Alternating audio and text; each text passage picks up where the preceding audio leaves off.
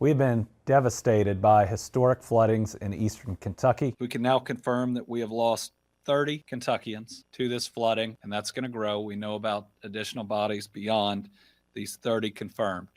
We have hundreds of millions of dollars of damage, hundreds of people displaced, but we are moving and moving fast. To everybody out there who wants to help, water is the #1 key donation that you can provide. You can go to our websites to see where to send that.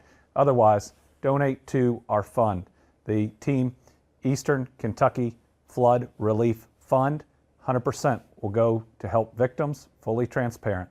Let's do everything we can to help these folks. We want to make sure that we wrap our arms around our Eastern Kentucky brothers and sisters and make sure that they are okay.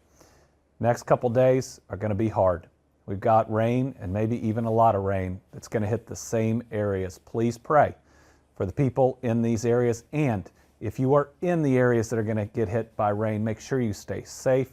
Make sure you have a place that is higher ground. Go to a shelter. Just please, please be safe.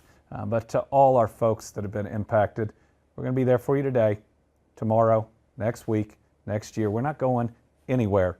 We are going to help you rebuild.